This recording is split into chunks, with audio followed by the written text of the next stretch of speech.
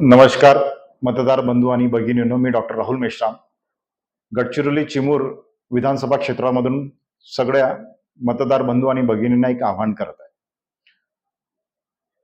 काही दिवस सच शिल्लक राहिलेले आहेत आता आपल्याला मतदान करायसाठी. बाबासाहेबांनी आपल्या सगळ्यांना मतदानाचा अधिकार दिलेला आहे.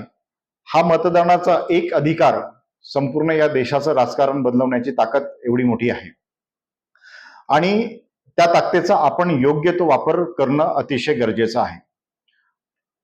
राजकारणाच्या प्रचाराच्या धुमाकूळमध्ये कुठलीही पार्टी असो, प्रत्येक पार्टी आपापल्या परीने आपापले आम्ही कसे सगळ्यात जास्त चांगले श्रेष्ठ आहोत हे सांगण्याचा मतदार बंधू आणि भगिनींना प्रयत्न करत असतात. परंतु आपण आपल्या मतदानाचा अधिकार बजावण्यापूर्वी थोडं तरी आपण कमीत कमी राजकारणाचा अभ्यास करणं गरजेचं आहे. कारण की हा तुमचा एक निर्णय येणाऱ्या 5 वर्षापर्यंत हा तुम्हाला भेदू शकतो. याचे नुकसान तुम्हाला 5 वर्षापर्यंत होऊ शकतात. 5 वर्षापर्यंत आपल्याला काहीच करता येत नाही जर आपण योग्य तो मतदानाचा जर वापर केलेला नाही तर. आता प्रामुख्याने संपूर्ण देशामध्ये आणि खास करून महाराष्ट्रामध्ये 3 पार्ट्यांचं प्राबल्य जास्त आहे. एक आहे भारतीय जनता पार्टी, दुसरा आहे काँग्रेस आणि तिसरा आहे वंचित. राजकारणाच्या समीकरणामध्ये ह्या 3 पार्ट्यांचं राजकीय पार्ट्यांचं प्राबल्य सगळ्यात जास्त प्रबळ आहे. तर त्याच्यामुळे आपण कुठल्या उमेदवाराला निवडून द्यायचं हे ठरवणं खूप गरजेचं आहे. आपण जर भारतीय जनता पार्टीची कारकिर्दी बघितली तर ज्या बेसिसवरती ते लोक आले होते, ज्या बेसिसवरती विकासाच्या बेसिसवरती नरेंद्र मोदींना आपण सगळ्यांनी निवडून दिलं होतं, तर आज 10 वर्ष लोटून गेली आहे. आपण काय बघतोय, देशाचं एक वेगळंच चित्र बघत आहोत आपण. या देशामध्ये ज्या मुद्द्यांवरती राजकारण आता व्हायला पाहिजे होतं त्या मुद्द्यांवरती राजकारण होत नसून तो फक्त केवळ एक धार्मिक स्वरूप त्या राजकारणाला प्राप्त झालेलं आहे. मंदिर बनवलं, मस्जिद बनवलं, वेगवेगळ्या प्रकारचे धार्मिक स्वरूप, हिंदू मुस्लिम, बौद्ध मराठा, बौद्ध ओबीसी या प्रकारे ह्या संपूर्ण देशाच्या राजकारणाला ह्या लोकांनी नेऊन ठेवलेलं आहे. तर त्याच्यामुळे आपण कुठल्या पार्टीला मतदान करायचं हे खूप अतिशय आवश्यक निर्णय हा घेणे मतदार बंधू आणि भगिनींना खूप आवश्यक हा महत्वाचा विषय आहे. तर आपण जर कारकिर्दी बघितली भारतीय जनता पार्टीची तर ही खूप काही चांगली कारकिर्दी राहिलेली नाहीये. आता दुसरा आहे पक्ष काँग्रेस. तुम्ही जर बघितलं असेल तर आता भारतीय जनता पार्टी हे 40 to 50% काँग्रेसमय झालेली आहे. म्हणजे ह्या लोकांनी वेगवेगळ्या संविधानिक जे ईडी आहे, सीबीआय, वेगवेगळ्या यांचा संविधानिक संस्था आहे त्यांचा गैरवापर करून यांनी एक तर काँग्रेसवाल्यांना तुडवलं, काँग्रेसवाल्यांच्या मागे ईडी लावली आणि त्या लोकांना आपल्या पार्टीमध्ये सामील केलं. तर आपण हे म्हणू शकत नाही की काँग्रेस पण खूप दुधानं धुतलेली आहे. कारण की आज जर भारताच्या इतिहासामध्ये बघितलं आपण तर एवढे वर्ष राज्य हे काँग्रेसने केले आणि हे त्यांचे कर्माचे फळ आज बीजेपी वाले त्यांना देऊन राहिले. कारण की सगळ्यात जास्त जर भ्रष्टाचार करणारा कुठला पक्ष असेल या संपूर्ण देशामध्ये तर तो आहे काँग्रेस. कारण की सगळ्यात जास्त यांच्याकडे सत्तेचा उपभोग यांनी घेतलेला आहे. एक साधा आमदार आणि एक साधा खासदार जो काँग्रेसमध्ये आहे, जो राजकारणाच्या सत्तेच्या आधी आणि सत्तेच्या नंतर जर तुम्ही यांचं एक संपत्तीचं स्टेटमेंट बघाल तर प्रत्येक राजकारणामध्ये जवळपास 100 ते 500 पटीने यांची वाढ झालेली आहे. एक एक आमदार, एक एक खासदारांनी 100, 500, 1000, 5, 50 हजार कोटींची संपत्ती मिळवलेली आहे. तर साहजिकच आहे की भारतीय जनता पार्टी त्यांच्या मागे हात धुवून लागलेली आहे. केवळ त्यांना फक्त भारतीय जनता पार्टीमध्ये सामील करण्यासाठी नाही तर ते त्यांच्या पैशाच्या पण मागे लागलेले आहे. तर त्याच्यामुळे भरपूर राजकारणी आज भारतीय जनता पार्टीच्या मार्गावर झालेले आहे. पण एक प्रकारे भारतीय जनता पार्टीने एक सूडबुद्धीचं राजकारण संपूर्ण देशामध्ये सुरू केलेलं आहे. त्याचा परिणाम तर त्यांनाही भोगावा लागेल काही दिवसामध्ये, याच्यात काही दुमत नाही.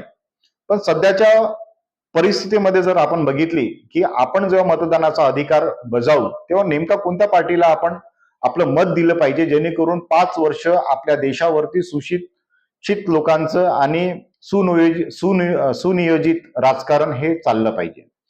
तर मी वंचित बहुजन आघाडीचा प्रखर कार्यकर्ता आहे म्हणून मी असं नाही म्हणत की केवळ तुमचे मत फक्त वंचित बहुजन आघाडीलाच द्या आणि वंचित बहुजन आघाडीच ही केवळ महाराष्ट्रामध्ये तरी संपूर्ण देशाचं राजकारण बदलवू शकते, मी असं म्हणत नाही. हा निर्णय तुम्ही घ्यायचा आहे. तुमच्या बुद्धीला जे पटेल, तुमच्या मनाला जे पटेल आणि तुम्ही जर अभ्यास केला 5 वर्षाचा आणि 10 वर्षाचा, जर तुम्हाला पटत असेल तर तुम्ही समोरचा निर्णय घेण्यास सक्षम आहे. मी फक्त तुम्हाला काही फॅक्ट्स तुमच्या समोर मांडू शकतो की या लोकांनी या देशाच्या राजकारणामध्ये कसं घोड केलेलं आहे. भारतीय जनता पार्टीने सतत विकासाच्या नावावर मत न मागता आज ते हिंदूंच्या नावावरती मत मागून राहिले. याचाच अर्थ ते कुठेतरी राजकारणामध्ये सपशेल फेल ठरलेले आहेत. आणि यापुढे देशाचं भारत हा फक्त केवळ हिंदू लोकांचं प्रतिनिधित्व करत नाही, केवळ बौद्ध लोकांचं प्रतिनिधित्व करत नाही, केवळ मुस्लिम लोकांचं प्रतिनिधित्व करत नाही, तर भारत हा 18 पगड जातींचं प्रतिनिधित्व करतो. आणि आपली संसद, आपलं संविधान या सगळ्या लोकांचं हक्क सुरक्षित ठेवण्यासाठी तिथे निर्माण केलेलं आहे बाबासाहेबांनी. तर कुठे ना कुठे भारतीय जनता पार्टीचे लोक त्या संविधानाला हात लावून बोलत आहेत, त्या संविधानाला बदलवण्याची भाषा करत आहेत. आता त्या संविधानाला बदलवू नये किंवा हात लावू नये त्याच्यासाठी असे सक्षम नेते हे संसदेमध्ये जाणं गरजेचं आहे. आज आपण बरेचसे बघितले 5 वर्ष आणि 10 वर्षाच्या कालावधीमध्ये की एखादा बिल जेव्हा पास होतो संसदेमध्ये तर तेव्हा फक्त भारतीय जनता पार्टी हे बिल ठेवते आणि काँग्रेस वॉकआउट करते. बऱ्याचशा बिलमध्ये भरपूर झाले. MSPचा जो मुद्दा आहे, या देशामध्ये 700 शेतकऱ्यांचा बळी जाणं हा म्हणजे इट्स नॉट अ जोक. तर कुठे ना कुठे आपल्याला ह्या सगळ्या गोष्टी जर बदलवायचा असेल तर आपल्याला मतदानाचा हक्क हा व्यवस्थितपणे वापर करता आला पाहिजे, तरच आपण या देशाची दशा आणि दिशा हे दोन्ही बदलवू शकू. अन्यथा आपल्याही याच्यावरती स्वातंत्र्यावरती गदा येण्यास वेळ लागणार. मग तो कुठल्याच प्रोफेशनचा असो, डॉक्टर प्रोफेशनचा असो, इंजिनियर प्रोफेशनचा असो की कुठल्याही क्लास 1, क्लास 2, क्लास 3 प्रोफेशनचा असो, ह्या सगळ्यांवरती कुठे ना कुठे किंवा त्यांच्या मुलांवरती कुठे ना कुठे एक कठीण, एक गंभीर समस्या येणाऱ्या काळामध्ये उद्भवेल जर आपण ह्या मतदानाचा विचारपूर्वक जर अभ्यास करून आपण मतदान केले नाही तर. खास करून मी ब्रह्मपुरी, गडचिरोली आणि चिमूर या लोकसभा क्षेत्राबद्दल बोलतो, कारण की संपूर्ण भारतामध्ये च्या विषय आपण बोलायला गेलो तर हा व्हिडिओ कमी पडेल आणि वेळही कमी पडेल. तर आपल्या ब्रह्मपुरी, गडचिरोली आणि चिमूर या लोकसभा क्षेत्रामध्ये 3 उमेदवार आहेत. एक आहे नेते जे सतत 10 वर्षापासून भारतीय जनता पार्टीचं प्रतिनिधित्व करत आले. दुसरा आहे नामदेवराव किरसान आणि तिसरा आहे वंचित बहुजन आघाडीचे हितेशजी मडावी. आता जर आपण नेते साहेबांचं जर कारकिर्दी बघितली तर मला वाटत नाही त्यांनी 10 वर्षामध्ये एक सुद्धा प्रश्न संसदेमध्ये उपस्थित केला असेल. तो माणूस फक्त इथून संसदेमध्ये जातो, इथून घरी वापस येतो. या चिमूर आणि गडचिरोली लोकसभेमध्ये कदाचित थोड्याशाच ठिकाणी फक्त नेते साहेबांनी प्रेझेंटेशन दिले आहे किंवा तिथलं नेतृत्व केलेलं आहे. कितीतरी गावांमध्ये त्यांचा आजही एक्झिस्टन्स नाही आहे इतक्या वर्षाच्या लंब्या कारकिर्दीच्या नंतरही. आता राहिली आहे नामदेवराव किरसान, हे वयाने थोडेसे म्हातारे होत चाललेले आहेत. मला वाटते ते मोर दॅन 60 आहेत. तर त्याच्यामुळे अशा लोकांना समजा जर आपण पुन्हा संसदेमध्ये पाठवलंय तर खरंच हे लोक आपलं प्रतिनिधित्व करतील का? आपल्या विभागाच्या, आपल्या भागाच्या ज्या काही गंभीर समस्या आहे खरंच त्या संसदेमध्ये मांडण्याची यांची लायकी आहे का? तर मग अशा वेळेस आपण कुठल्या उमेदवाराला मतदान केलं पाहिजे? तर असा उमेदवार जो यंग आहे, जो विचारवंत आहे आणि जो काहीतरी करण्याची क्षमता आहे आणि त्याच्यामुळे समोर एक लंबी कारकिर्दी आहे. तर हितेशजी मडावी हे असेच एक त्यांचं वय फक्त 40 आहे आणि एक युवा आहे, तळपदार नेते आहेत. तर मला असं वाटते की येणाऱ्या काळामध्ये एक आदिवासी समाजाचा माणूस एक आदिवासी समाजालाच महत्व देणार नाही तर केवळ तो संपूर्ण जे 18 पगड जाती आपल्यासोबत ज्या जोडून आहे वंचित बहुजन आघाडीसोबत सगळ्यांचं प्रतिनिधित्व तो करेल. तर त्याच्यामुळे कमीत कमी आपल्या ब्रह्मपुरी, गडचिरोली आणि चिमूर ह्या लोकसभा क्षेत्रामधून जास्तीत जास्त संख्येने तुम्ही वंचित बहुजन आघाडी, हितेशजी मडावी ज्यांचं बोधचिन्ह आहे गॅस सिलेंडर, त्याच्यावरती तुम्ही मतदान करावं. त्याच्याने काय होणार आहे की कमीत कमी एक तारुण्य, एक नव युवा, एक विचारवंत संसदेमध्ये जाईल आणि आपले मुद्दे मांडेल. आपण निवडून कशासाठी देतो एखाद्या नेत्याला, एखाद्या व्यक्तीला की तो आपल्या ज्या समस्या आहेत, आपल्या विभागाच्या समस्या आहेत, तो त्या संसदेमध्ये जाऊन प्रखरतेने मांडेल. जर आपला माणूस ज्याला आपण निवडून देतो, मतदानाचा अधिकार बजावून आपण ज्याला निवडून देतो, तो जर माणूस संसदेमध्ये एक शब्दही बोलत नाही, तर मग अशा माणसाला आपण तिथे पाठवून करायचं काय? आणि भारतामध्ये जातीय समीकरणाचं एक खूप मोठं राजकारण चालते. याच्यामध्ये ओबीसी फॅक्टर चालतो, मुस्लिम फॅक्टर चालतो, एससी फॅक्टर चालतो, एनटी फॅक्टर चालतो. सगळेजण म्हणतात की हा माझा प्रतिनिधित्व करेल, हा माझा प्रतिनिधित्व करेल, हा आमच्या ओबीसी समाज आहे तर आम्ही त्याच्या जवळ जाऊ, एससी समाज आहे तर त्याच्या जवळ आम्ही जाऊ, आपले प्रश्न मांडू. पण मला एक सांगा की आपण आज इतके वर्ष झाली आहे भारत स्वातंत्र्य होऊन, तर आपण किती वर्ष ह्या पुन्हा जातीय तिढ्यामध्ये आपण फसणार आहोत?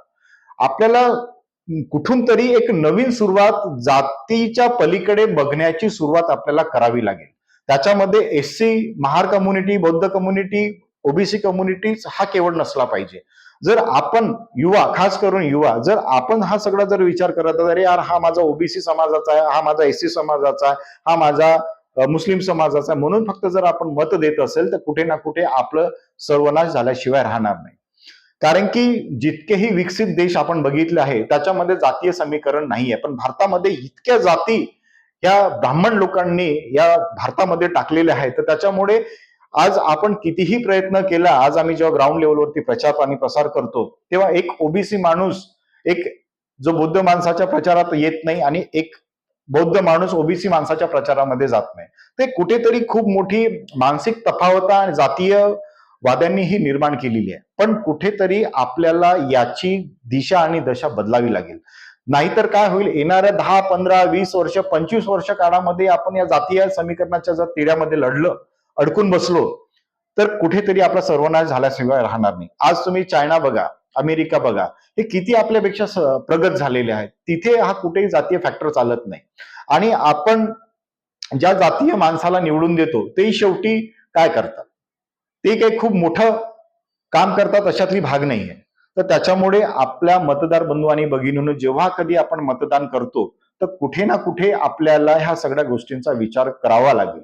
खास करून ज्या वेळेस आपण पर्टिक्युलर एखाद्या लोकसभेचा विचार करतो, लोकसभा क्षेत्राचा, त्यावेळेस आपला उमेदवार कसा आहे त्याच्यावरती आपण सगळ्यात जास्त महत्व दिलं पाहिजे. दुसरा भाग आहे की तो कुठल्या पार्टीचा आहे. आता आपल्याकडे जेव्हा ऑप्शन आहेत, आम्ही जेव्हा ग्राउंडवरती चर्चा करतो तो सरळ सरळ भारतीय जनता पार्टीच्या विरोधामध्ये लोक आहेत. कारण की ऑब्व्हियसली त्यांना 2 टर्म्स दिले आहेत, 2 टर्म्स मध्ये त्यांनी जसं काम करायला पाहिजे होते तसं काम केलेलं नाही, त्याच्यामुळे लोकांची नाराजगी ही ग्राउंड लेवलवरती स्पष्ट आहे. आता राहिला फॅक्टर काँग्रेस आणि वंचित बहुजन आघाडीचा. आता केवळ आपण काँग्रेसला आजपर्यंत आपण बऱ्याचशा मतांनी निवडून दिलाय, पण शेवटी काय होणार आहे? चिमूर आणि गडचिरोली मतदार क्षेत्राचा जर आपण विचार केलाय, विधानसभा लोकसभाचा विचार केलाय, तर इथले काँग्रेसचे नेते आहेत प्रामुख्याने विजय वडेट्टीवार. आताच धर्मराव आत्राम यांनी स्टेटमेंट दिलं की निवडणूक झाल्याबरोबर विजय वडेट्टीवार हे काँग्रेस बीजेपीच्या दारामध्ये जाऊन बीजेपी मध्ये सामील होणार आहेत. नुकतंच आता आम्ही ब्रह्मपुरीमध्ये बघितलं, अशोकजी रामटेके हे आत्ताच बीजेपीच्या स्टेजवरती दिसले. म्हणजे कुठेतरी काँग्रेसवाले हे सुद्धा बीजेपीच्या समर्थनामध्ये उतरलेले आहेत. आणि बऱ्याच ठिकाणी पूर्ण महाराष्ट्रामध्ये जर आपण बघितलं आहे तर बीजेपीला जिंकवण्यासाठी काँग्रेसने डमी उमेदवार दिले. मला एक सांगा, ज्या माणसानी संपूर्ण शिवसेना फोडली, एकनाथ शिंदेनी, त्या एकनाथ शिंदेचा जो मुलगा आहे त्या मुलाच्या विरोधात शिवसेनेनं पेटून उठायला पाहिजे की पुन्हा आमची पूर्ण शिवसेना पडली, तुझ्या पोराचा आम्ही पूर्ण राजकीय कारकिर्दी संपवून टाकू. पण शेवटी आपण पाहतो तर त्या शिंदेच्या पोराच्या विरोधामध्ये शिवसेनेने एक डमी कॅन्डिडेट उभा केलाय. म्हणजे कुठेतरी महाविकास आघाडी हे फक्त भारतीय जनता पार्टीला जिंकवण्याचा प्रयत्न करत आहेत. तर त्याच्यामुळे मतदार बंधू आणि भगिनींनो, खास करके महाराष्ट्रामध्ये आणि या लोकसभा क्षेत्रातील आपलं मत तुमचं वाया जाईल. काँग्रेसला जर तुम्ही दिले तर त्याच्यामुळे सगळेजण जर खंबीरपणे हितेजी मडावी यांच्या पाठीशी उभे राहिले तर मला असं वाटतं हितेजी मडावी डेफिनेटली जिंकून येतील. बऱ्याचशा लोकांचा काँग्रेस समर्थक आहेत, त्यांना असं वाटते की काँग्रेस निवडून आली पाहिजे. याच्यामध्ये काही नाही, प्रत्येक पार्टीच्या कार्यकर्त्यांनी त्याच्या पार्टीच्या काम केलं पाहिजे, हे आमचं दुमत, याच्यामध्ये काही नाही. पण शेवटी हा राजकारण आहे. राजकारणावरती केवळ फक्त काँग्रेस पार्टी जिंकून आली पाहिजे किंवा वंचित बहुजन आघाडी जिंकून आली पाहिजे किंवा भारतीय जनता पार्टी ही जिंकून आली पाहिजे असा हा आग्रह आपण धरला नाही पाहिजे. कोणता व्यक्तिमत्व कसं काम करते याच्यावरती पण आपण प्रामुख्याने प्राधान्य दिले पाहिजे. आपण आजपर्यंत ह्या दोन पार्ट्यांना सतत आणि सतत निवडून आले, कधी या इलेक्शनमध्ये कधी त्या इलेक्शनमध्ये, पण कधी आपण तिसरी फळी अशी प्राबल्याने उभी केलेली नाहीये. तर वंचित बहुजन आघाडी ही जी तिसरी आघाडी आहे ही खूप जर आपण ताकदीनं उभी केली तर कदाचित आपल्या जितक्याही समस्या असतील त्या वर्षभराच्या आतमध्ये सोडवण्याचा प्रयत्न केला जाईल. तर कमीत कमी एक संधी तरी आपण ह्या तिसऱ्या आघाडीला दिली पाहिजे आणि केवळ भावनात्मक होऊन नाही तर थोडासा विचार आपण करायला पाहिजे की हा आपल्या पाठीशी आहे किंवा हा फॅक्टर चालत आहे, हा फॅक्टर चालत आहे असं न करता थोडस कमीत कमी 2 ते 5 घंटे तरी इलेक्शनच्या आधी कमीत कमी सगळ्यांनी अभ्यास केला पाहिजे, त्याच्यावरती चर्चा केली पाहिजे की आपल्याला कसं या राजकारणाच्या प्रवाहामध्ये कसं कोण आपलं मत प्राबल्याने ठेवू शकते, कोण चांगल्या इमानदारीने राजकारण करू शकते, की कोण आपले प्रश्न सोडवू शकते आणि या देशाचा सर्वांगीण विकास कोण करू शकते. तर प्रत्येक व्यक्तीची ही नैतिक जबाबदारी आहे की त्यांनी राजकारणाचा थोडा बहुत तरी अभ्यास केला पाहिजे, कमीत कमी इलेक्शन मतदानाच्या आधी तरी. एकदा तुमचं हातून इलेक्शन निघून गेलं की तुम्ही पछतावा करण्यामध्ये काही अर्थ नाहीये. तर त्याच्यामुळे बरेचसे तुमच्या लोकांपर्यंत येतील की 1000 रुपये घ्या, 2000 रुपये घ्या, 3000 द्या, कोंबडा देतो, बकरा देतो, हे पार्टीला दारू पाजतो. आपण भारतीय जनता पार्टीच्या पार्टीमध्ये बघितले की समोर सभा आहेत आणि मागे दारूच्या बाटल्याचा पूर वाहत आहे. तर कुठेतरी केवळ दारू, मटण, चिकन याच्यामध्ये आपण न राहता थोडा तरी प्रत्येक मतदार बंधू आणि भगिनींनो, प्रत्येकाने युवा असो म्हातारा असो तुम्ही घरी चर्चा केली पाहिजे आणि ही चर्चा समन्वयक असली पाहिजे. केवळ हा माझ्या पार्टीचा आहे, मी याच्यासोबत खूप जोडून आहे त्याच्यामुळे मी यालाच मतदान करीन असं नको करा. तर त्याचा पूर्ण प्रत्येक कॅन्डिडेटचा तुम्ही अभ्यास करा की कोण कॅन्डिडेट किती चांगला परफॉर्म करू शकतो आणि कोणती पार्टी किती चांगला परफॉर्म करू शकतो याच्याकडे पण आपण लक्ष दिलं पाहिजे. तेव्हाच आपल्या देशाचं राजकारण हे कुठेतरी बदलू शकते. नाही तर एवढ्या वर्षापासून जे आपण, अरे मला एक सांगा, आज चायना जेव्हा आपण स्वातंत्र्य झालो, चायना आणि आपण जवळपास इकॉनॉमिकल स्टेजमध्ये सारखे होतो, पण आज जवळपास चायना ऑलमोस्ट 90% देशाला आपला माल एक्सपोर्ट करते आणि आपल्याला भारतामध्ये आजही कितीतरी माल हा आपल्या चायनावरून आपल्याला आणावा लागते. तर कितीतरी इकॉनॉमीचा हा ड्रेनेज दुसऱ्या देशांमध्ये जातो. तर त्याच्यामुळे आपल्या देशाचा पैसा बाहेरच्या देशामध्ये जातो. तर याला कुठेतरी आपल्याला रोखता आला पाहिजे. आज संपूर्ण भारताची अशी परिस्थिती आहे की युवकांकडे रोजगार नाहीये. आज चायनामध्ये जर तुम्ही एखाद्या गावाची व्हिजिट केला तर पूर्ण एक जसा आता ब्रह्मपुरीचा जो क्षेत्रफळ आहे तेवढ्या मोठ्या मोठ्या इंडस्ट्रीज असतात.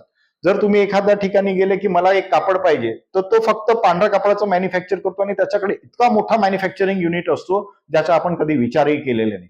फर्निचरचे इतके मोठे मोठे मॉल असतात चायनामध्ये की पूर्ण गावचा गाव तिथे मॉल असतो. तर हा डेव्हलपमेंट कुठेतरी आपल्या देशामध्ये दिसायला हवा होता. एक उम्मीद होती की नरेंद्र मोदीच्या माध्यमातून या देशामध्ये काहीतरी नवीन घडेल. 2014च्या इलेक्शन वेळा जेव्हा लोक काँग्रेसच्या कंटाळून गेले, काँग्रेसच्या करप्शनला कंटाळून त्यांनी जेव्हा सत्ता बदल केली तेव्हा असं वाटलं की नरेंद्र मोदी काहीतरी या देशाचा घडवतील बा, काहीतरी नवीन दिशा देईल. पण त्या माणसाने या देशाचं सरळ सरळ नुकसान केलं.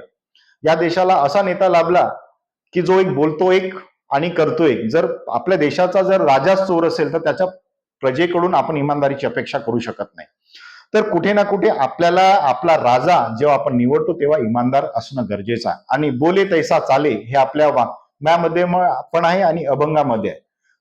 तुकडोजी महाराजांनी सगळ्यांनी या शब्दाला, या म्हणीला खूप मोठं महत्व दिलं, बोले तैसा चाले. पण आपल्या देशाचा राजकारणाच्या ही परिस्थिती खूप बिकट दिसत आहे. जसं बोलतात तसं तर कधीच करत नाही. तर त्याच्यामुळे कुठेतरी नैतिकता राजकीय लोकांची ही घसरत चाललेली आहे आणि ही नैतिकता घसरत राहणार जर मतदाता जर जागृत नसेल तर. कारण की ह्या लोकांनी मतदातांना गृहीत धरले आहे की हम साला कुछ भी करेंगे, तुमको तो हमको वोट देना ही है, हमको तो जिता के लाना है.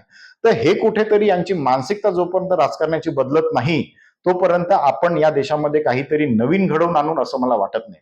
आणि आज आपण बघितलं असेल की बरेचसे तरुण, खास करते वेल एज्युकेटेड यंगस्टर, हे आज राजकारणाच्या प्रवाहापासून कितीतरी दूर आहेत. त्यांना असं वाटतं की राजकारण हे गलिच्छ आहे. पण माझ्या मित्रांनो, मला एक सांगा, समजा जर स्वातंत्र्य काळामध्ये जर हे असे चायवाले, ऑटोवाले जर ह्या राजकारणामध्ये असते, तर खरंच आज भारताचं एवढं मोठं संविधान कोणी लिहिलं असतं का?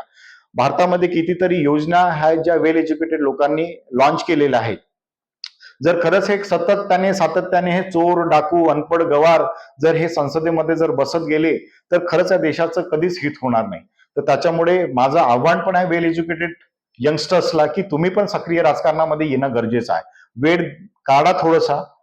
सगळ्यांच्याच मागे लायबिलिटीज आहेत, प्रत्येकाच्या मागे खर्च आहे, पण कुठे ना कुठे यंगस्टर्स लोकांना सक्रिय राजकारणामध्ये स्वतःचं भविष्य घडवण्यासाठी, येणाऱ्या पिढीचं भविष्य घडवण्यासाठी तरुणांनी राजकारणामध्ये येणं गरजेचं आहे. समजा जर आपल्यासारखे तरुण, वेल एज्युकेटेड तरुण, चांगले नैतिकता वाले तरुण, चांगले विचारधारावाले जर तरुण ह्या राजकारणापासून जर दूर राहिले, तर खरंच सांगतो की आपण अशा चोर लोकांच्या हाती या संपूर्ण देशाचं सत्ता देऊ, आणि हे चित्र सध्याच्या परिस्थितीमध्ये दिसत आहे. चांगल्या सुशिक्षित लोकांनी राजकारणाच्या मधून हात बाहेर काढलाय, वेळ देऊ शकत नाही, पैसाही देऊ शकत नाही, आणि त्याचं प्रतिनिधित्वही करू शकत नाही. मग ऑब्विसली ही जी ओपन स्पेस आहे, ही चोर आणि डाकू लोकांनी राजकारणामध्ये ती भरून काढलेली आहे. आज तुम्ही तुमच्या क्षेत्राचा जर अभ्यास करा, कुठल्या या देशाचा अभ्यास करा, तर मॅक्झिमम जे राजकारणी आहेत हे आहेत चोर आणि डाकू. यांची नैतिकता अजिबात राहिलेली नाही. तर त्याच्यामुळे कुठेतरी हा विचार करण्यासारखा प्रश्न आहे की आपल्याच मतदानाच्या अधिकारावरती हे लोक आपल्या देशावरती राज्य करतात. तर त्याच्यामुळे प्रत्येक युवा तरुणांना, प्रत्येक मतदाराला, मग ती स्त्री असो, पुरुष असो, मुस्लिम जातीचा असो, ओबीसी जातीचा असो, हिंदू जातीचा असो, की बौद्ध जातीचा असो, की आदिवासी समुदायाचा असो, प्रत्येक राजकारणी, प्रत्येक मतदारांनी हा थोडासा अभ्यास करायला पाहिजे की आपल्याला या देशामध्ये जर सत्ता काही परिवर्तन घडवून आणायचं असेल, तर कमीत कमी थोडेसे तरी चांगले 70 ते 80% प्रतिनिधी आपल्याला चांगले निवडून देणं गरजेचं आहे. हितेजी मडावी अतिशय चांगलं प्रतिनिधित्व करू शकतील. युवा तडफदार नेतृत्व आहे त्यांच्याकडे. आज बऱ्याचशा लोकांना असं वाटत आहे की वंचित बहुजन आघाडीचे लोक आमच्यापर्यंत आलेले नाहीये किंवा हितेजी मडावी आले नाही. तर माझ्या मित्रांना सांगतो, पैशाच्या कमतरतेमुळे आणि साधनांच्या कमतरतेमुळे आपण तुमच्यापर्यंत पोहोचू शकत नाही, ही आजची आम्हाला खंत आहे.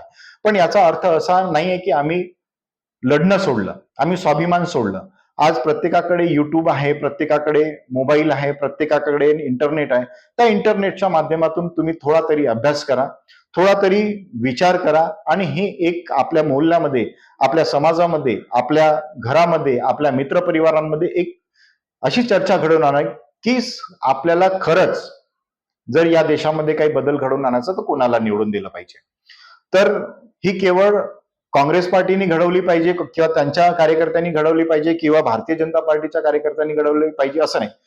हे जे लोक निस्वार्थपणे आज राजकारणामध्ये काम करत आहेत, किंवा असे लोक जे लोकांना आता आपलं मतदान करायचं आहे, प्रत्येकाचा एक समूह असतो, प्रत्येकाचा एक नेटवर्क असतो.